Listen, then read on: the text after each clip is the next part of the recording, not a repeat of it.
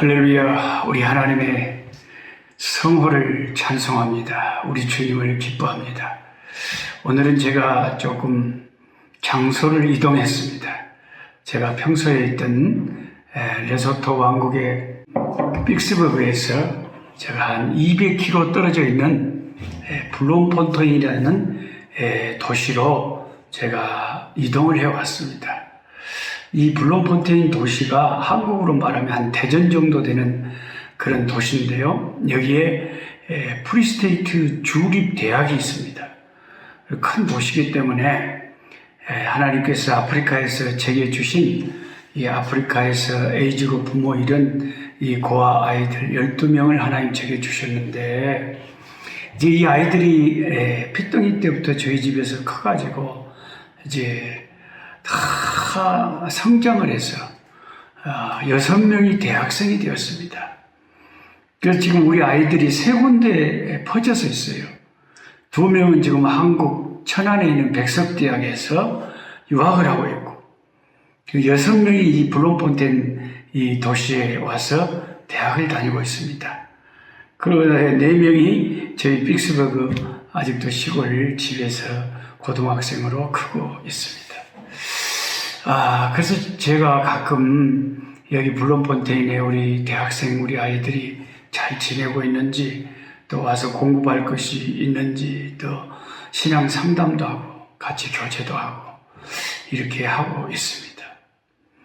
여기 와서 보니까 참 이 아이들이 사는 집을 하나님 허락해 주시고, 이렇게 예쁜 칸나꽃이 이 정원에 피어 있어요. 칸나꽃이 빨갛게도 피고 이렇게 노랗게도 피는데 참 예쁘죠. 제가 또 이 꽃이 어쩜 이렇게 이뻐서 제가 좀 끊어서 여러분에게 아프리카 이렇게 예쁜 칸나꽃이 있다, 여러분에게 보여드리고 싶어서 끊어왔습니다. 그리고 여기 오는 길에, 픽스버그에서 여기까지 200km 오는 길에 잠깐의 그 풍경도 제가 잠깐 한 컷 찍어봤고요. 또 와서 우리 아이들하고 같이 피자 사다가, 제가 오면 꼭 피자 먹이거든요. 잔치처럼 파티도 하고, 같이 예배도 드리고, 기도회도 하고. 그래서 우리 아이들을 영육간에 이렇게 돌아보고 있습니다. 보통 우리가 고아원이라고 그러면, 보통 한국에도 한 18살까지 키우고는 고3 되면 이제 다 자립해서 나가야 되잖아요. 그게 법인데, 저희 아이들은 이렇게 고아원이 아니거든요. 그냥 제 자식들이거든요. 그러니까 대학교도 보내야 되고, 집도 마련해 줘야 되고, 학비도 줘야 되고, 또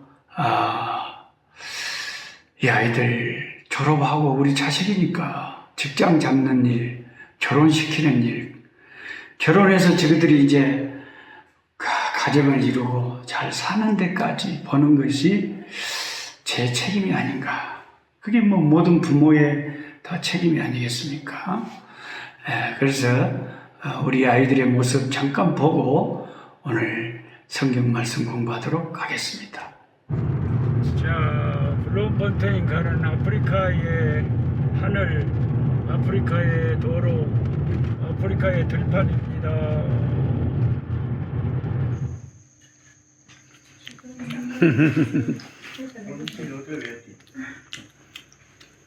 Hey children, is it delicious? Hey, hey, hey. Chicken? Pizza party, pizza party. Oh, oh. Wow. Pizza party. Pizza party. Party. Party. Oh, Oh, oh, oh, oh, oh, oh.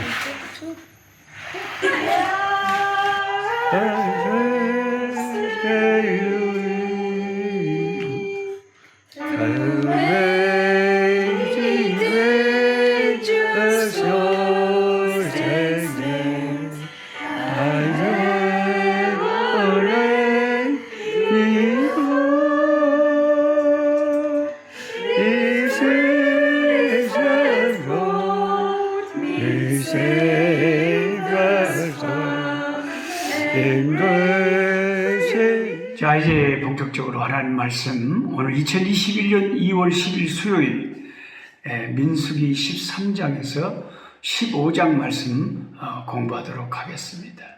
오늘 제가 책에도 적어놨지만은 경계선이라고 하는 가데스 바네아에서 결정적인 순간에 이스라엘 백성이 참 기가 막힌 패착을 두었던 장면을 굉장히 우리 신앙생활에 중요한 오늘 말씀이라고 저는 생각합니다. 독일의 유명한 신학자였고 나치 정권에 저항을 하다가 추방돼서 미국 하버드 대학에서 신학과 철학을 가르친 폴 틸리 교수님이라고 하는 유명한 교수님이 계십니다. 폴 틸리 교수가 경계선에서라는 유명한 책을 썼습니다. 그분은 이 책을 통해서 인생이란 경계선상에 서 있다. 현실과 상상 사이에 서 있고 이론과 실제 사이에 서 있고 타율과 자유 사이에 서 있고 교회와 사회 사이에 서 있다. 이런 경계선상에서 하나님께서는 끊임없이 우리에게 바른 결단을 내리도록 요구하고 계신다고 했습니다. 우리 인생은 경계선의 삶이므로 경계선 상에서 내가 어디로 갈 것인지를 결정하면서 늘 살아야 되는 존재라는 것입니다. 참 멋있는 가르침이라고 생각합니다. 정말 중요한 가르침입니다. 오늘 성경 공부는 좀 많은 분들이 함께 했으면 좋겠어요. 민수기 13장과 14장에 나타난 가데스 바네아에서 있었던 이스라엘 백성들이야말로 경계선상에서 있었습니다. 이들은 앞으로 전진해서 가나안 땅에 들어갈 수도 있었어요. 아니면 뒤로 물러가서 다시 애굽 땅에 가서 노예 생활을 다시 할 수도 있었습니다. 아니면 계속 광야에 방랑 생활을 할 수도 있었겠죠. 이 가데스 바네아라고 하는 경계선은 한 인간의 인생이나 한 가정의 운명을 결정하는 기록 아니었고 한 국가와 민족의 운명을 결정하는 결정적인 경계선이었습니다. 그런데 그 결정적인 순간에 이스라엘 백성들이 대부분 우유부단했고 하나님께서 그들에게 비전을 주셨지만 그 경계선을 돌파해서 넘어가지 못했습니다. 정체감의 혼란과 불안으로 인해 한 지도자를 다른 지도자를 세우고 애굽으로 돌아가기를 희망했습니다. 가데스 바네아라고 하는 경계선에서 믿음 없는 잘못된 결정을 내리는 바람에 결국 이스라엘 백성들은 광야에서 40년 동안 방황하는 벌을 받게 됩니다. 왜 성경이 이와 같은 실패담을 기록하고 있습니까? 고린도전서 10장 11절이 이렇게 말합니다. 저희에게 당한 이런 일이 거울이 되고 또한 말세를 사는 우리의 경계로 기록했느니라. 이 구약의 이런 실패담은 오늘 말세를 살고 있는 저와 여러분을 위해서 하나님이 동일한 실패를 반복하지 말라고 하는 의미에서 이런 말씀들을 생생하게 기록해 놓은 것입니다. 어떤 분들은 저와 같이 계속 성경 공부를 지금 유튜브를 통해서 하면서 노 목사님 얼굴이 참 많이 검해지고 탔구나 그런 생각을 더 예민하신 분들은 하실 겁니다. 여기는 지금 한참 더운 한국으로 말하면 8월달 같은 더운 여름입니다. 조금만 밖에서 활동을 해도 얼굴이 금방 타봅니다. 그리고 제가 또 게을러가지고 이게 선크림 같은 것을 4개월씩 바르고 이렇게 나가야 되는데 아이고 그 선크림 그냥 깔짝깔짝한 거 바르는 거에 성가셔서 선크림을 안 바르고 나가니까 몸에 얼굴이 그냥 아마 까맣게 타버죠. 여러분 좀 이해하시기 바랍니다. 하나님께서는 경계선에 선 이스라엘 백성들에게 명확한 방향을 주셨었죠. 너희는 가나안 땅으로 전진해라. 가나안 땅을 차지해라. 가데스 바네아의 경계선을 넘어가라 하는 분명한 비전을 이스라엘 백성에게 주셨지만 그런데 그들이 불순종하고 우물쭈물하고 믿음이 없었어. 너무 현실이 무서웠어요. 결단하지 못하고 그 경계선을 넘지 못하고 실패를 맛보게 되었답니다. 참으로 안타깝습니다. 하나님께서는 우리에게 시시한 것을 주신 분이 아닙니다. 하나님 우리에게 놀라운 일들을 우리에게 주셨어요. 하나님은 모세를 통해서 12 정탐꾼을 가나안 땅에 파송을 할 때에 3가지 미션을 줬죠. 그 땅이 비옥한지 알아봐라. 농산물은 어떤지 알아봐라.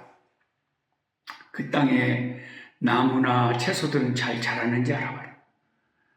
그 다음에 그 거민들 강한지, 그 사람들이 많은지 적은지, 그 사람들이 사는 곳이 성인지, 성 안에 담이 있는 성인지, 담이 없는 성인지, 이런 상황들을 살펴보고 오라고 미션을 줬어요.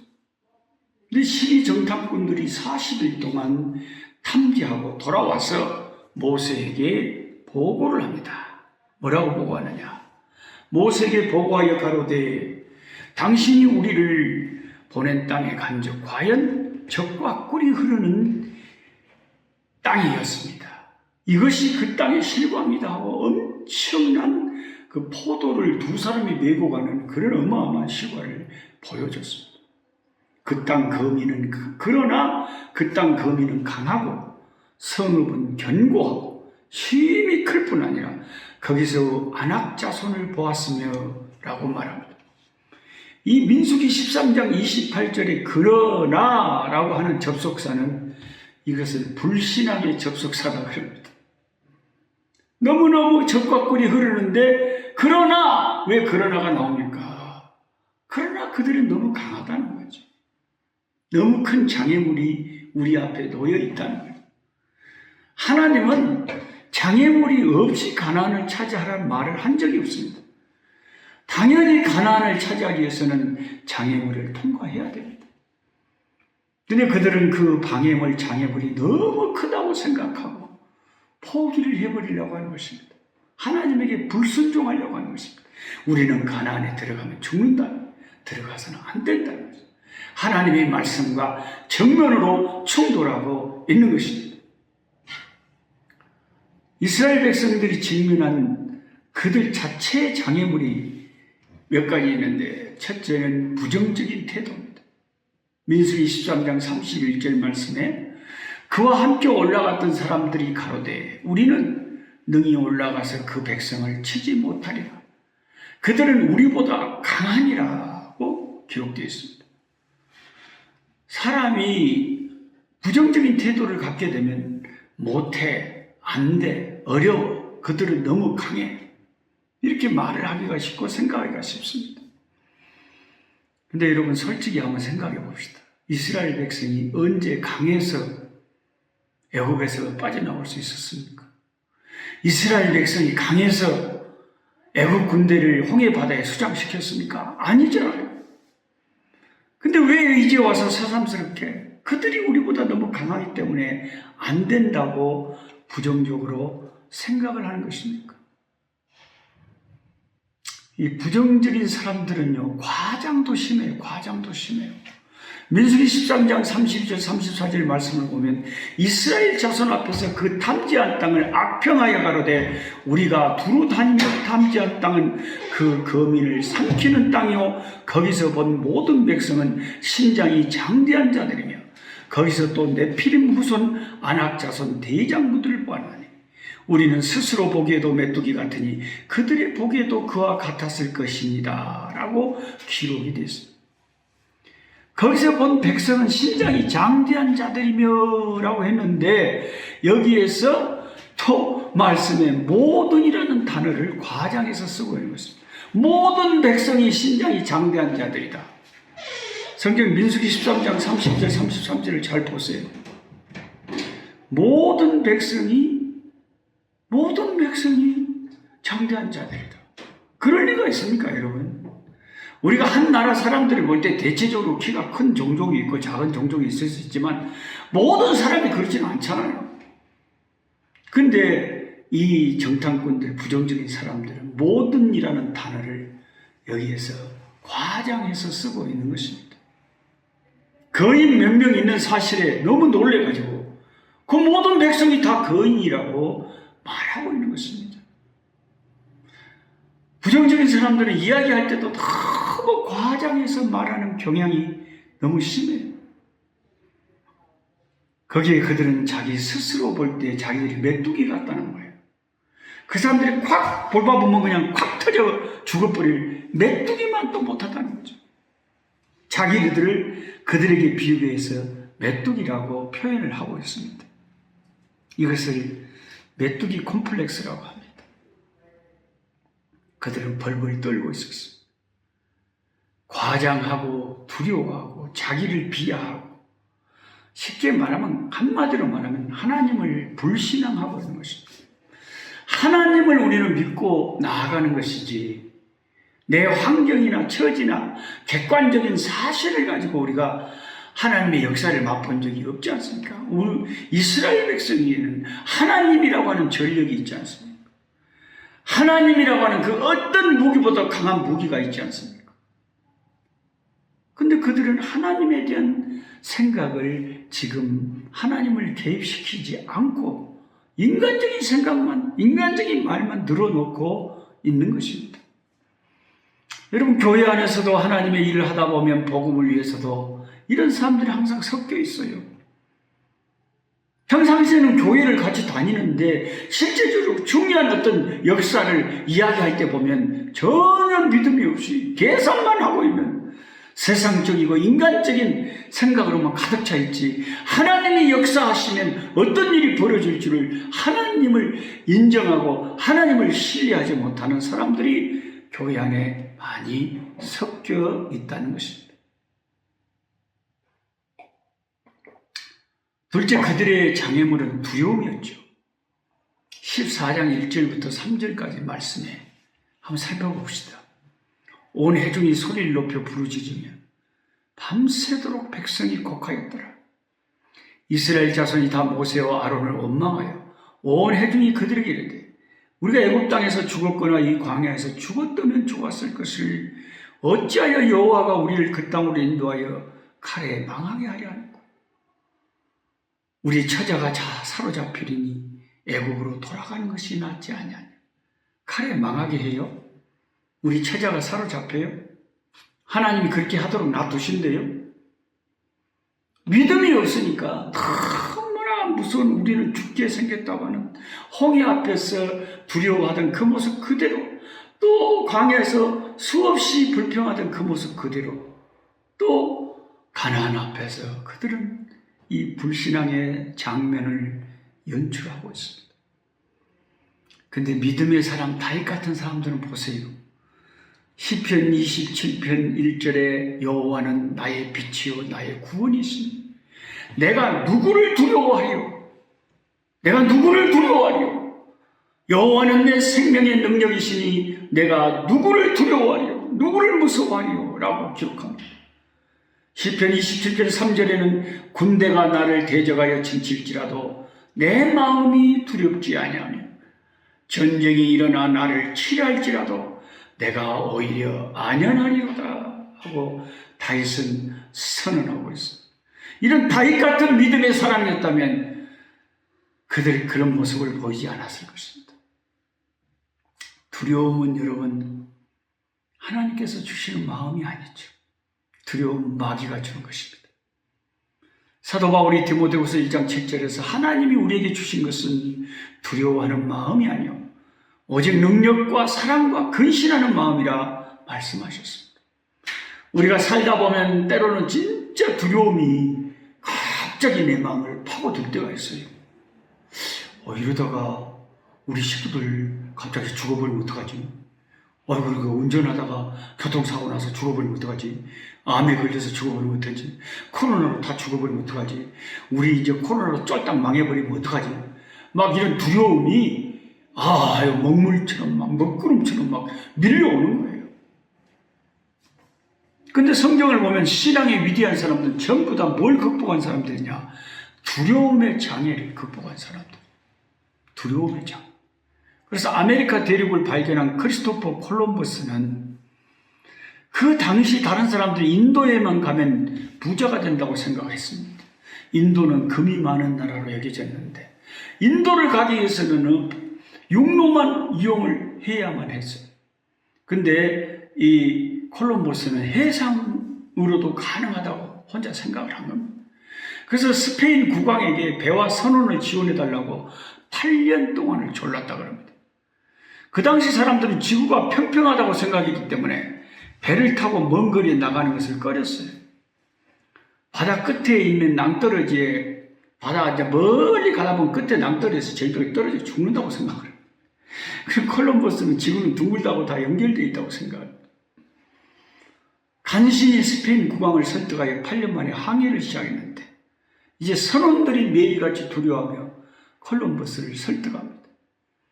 심지어 아메리카 대륙을 발견한 1492년 10월 12일 하루 전인 11일까지도 선원들은 두려움에 떨며 되돌아가자고 난동을 부리는 선원들이 있었다고 항해 기록에 적혀 있다고 합니다. 그러나 그 두려움 앞에 콜럼버스는 끝까지 당당히 맞섰어 결국 신대륙 아메리카를 발견하고야 말았습니다. 여러분, 두려움이 이루어낼 수 있는 것은 아무것도 없습니다. 오직 믿음의 전진, 믿음의 용기, 믿음의 담대함만이 경계선을 넘어서 축복을 향하여 나아가는 비결입니다. 그렇게 모든 사람들이 두려워하고 떨 때 오직 딱 두 사람만 달랐습니다. 여호수아와 갈렙이었죠. 여호수아 갈렙은 뭐라고 했습니까? 그 장대한 아낙 자손들 똑같이 봤으면서도 그들은 우리의 밥이라고 선포했어요. 세상은 믿음의 사람들에게는 밥입니다. 밥은 먹는 것이지 두려워할 대상이 아니죠. 한 번뿐인 인생인데 우리가 하나님을 섬기고 살면서 왜 메뚜기 컴플렉스를 가지고 살아야 됩니까? 왜 항상 두려움에 떨고 살고 계십니까? 믿음의 생각을 왜 안 하십니까?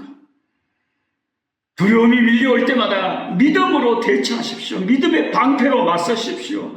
믿음의 방패로 두려움의 불화살을 막아내십시오. 두려움이 밀물듯이 밀려올 때마다 아니야, 하나님이 날 사랑하시고 하나님이 살아계시는 한 소망이 있어, 희망이 있어, 하나님이 도와주시면 할 수 있어. 할 수 있다 하신 이는 나의 능력 주 하나님, 의심 말라 하시고 물결 위로 걸으라 하시니 할 수 있다 하신 주, 할 수 있다 하신 주, 믿음만이 능력이라 하시네. 여러분, 제가 신학교를 섬기고 마다가스카르를 섬기고 남아공을 섬기고 레소토를 섬기고 15명의 자녀들을 키워서 교육시키고 가난한 흑인 교회와 가난한 흑인 교회 예배당과 또 목사님들 섬기는 이런 일을 할 때에 믿음이 없이 가능하겠습니까, 여러분? 선교사가 무슨 돈이 있겠습니까? 근데 아무것도 없고 힘들 때 오직 믿음으로, 아니야, 이 불쌍한 흑인 고아 하나를 키워주는 것이, 부모가 되어주는 것이 하나님이 나를 이 땅에 보내신 의미일 수가 있어. 나도 아버지 없이 컸지만 내가 이들의 아버지가 되어주면 얼마나 좋을까. 이들을 키워주고 먹여주고 교육시켜주고 신앙 교육을 시키고 믿음으로 잘 자라게 해서 신앙의 가정을 잘 일구게 해준다면 얼마나 좋겠나. 하나님이 기뻐하실 일이라면 내 환경이 아무리 가난하고 어려워도 나는 해야 되겠다. 그래서 늘 은행에 마이너스가 되고 힘들어도 믿음으로 버티며 그 경계선 상에서 믿음으로 하나님이 기뻐하시는 일을 위하여 전진해 갔더니 하나님이 보이지 않는 손길들, 알지 못하는 사람들 다 채워주시고 보내주시고 후원해주시고 도와주시고 넉넉히 일을 감당할 수 있도록 역사해 주시는 기적을 저는 계속 매일 기적을 체험하고 매일 바다위를 걸어가고 있습니다. 여러분, 돈 한 푼 제가 직업으로 벌지 않는 오직 후원으로만 사는 제가 15명의 자녀들을 키워서 다 결혼시켜서 자력을 시켰다면 그게 하나님이 이스라엘 백성을 광야에서 인도하시고 가나안을 정복하게 하신 그 역사가 아니고 무엇이겠습니까? 그때 경계선에 가데스 바네아에 있었던 이스라엘 백성들이 선택할 수 있는 옵션은 딱 3가지였습니다. 전진해서 축복을 쟁취할 것인가? 후퇴해서 애굽의 노예로 다시 살 것인가? 아니면 머물러서 정지해서 오도가도 않고 광야의 방황을 계속할 것인가? 3가지 중에 다른 옵션은 없었습니다. 그리고 그들이 나아갈 방향은 분명했습니다. 전진해야만 했습니다. 가데스 바네아에서 경계선을 넘어갔었어야 했습니다. 하나님께서 예비하신 영광과 부요의 축복의 땅을 향하여 믿음으로 전진했어야 했습니다. 여러분은 지금 어느 경계선에 서 계십니까? 기도하겠습니다. 전능하신 하나님은 우리 눈에 보이지 않지만 우리가 무슨 일을 할 때 항상 믿음은 하나님을 계산하는 것입니다. 하나님을 계산에 넣지 않으면 그게 무슨 믿음입니까? 믿음은 보이지 않는 것들에 그 보이지 않는 것들의 실상, 보이는 것, 보이지 않는 걸 다 포함해서 믿음은 그것을 실제로 아버지 바라보고 나아가는 것인 줄 믿습니다. 하나님 아버지, 믿음으로 아브라함도, 믿음으로 노아도, 믿음으로 모세도, 믿음으로 하나님의 사람들이 놀라운 위대한 역사들을 쟁취하고 축복을 맛보고 살았습니다. 사랑하는 주님, 우리가 우리 인생의 결정적인 경계선상에 서 있을 때마다 믿음으로 전진할 수 있게 하시고 가데스 바네아에서 울면서 하나님을 원망하고 애굽으로 돌아가자고 외쳤던 그 불행한 그들의 아버지 불행한 역사를 우리가 되풀이하지 않도록 그들의 실패를 거울 삼아 믿음의 전진을 할 수 있는 우리가 되게 하여 주시옵소서. 할 수 있거든요. 무슨 말이냐? 믿는 자에게는 능치보다 일이 없느니라. 주여 믿습니다. 우리의 믿음을 더하여 주시옵소서. 예수님의 이름으로 기도하옵나이다. 아멘.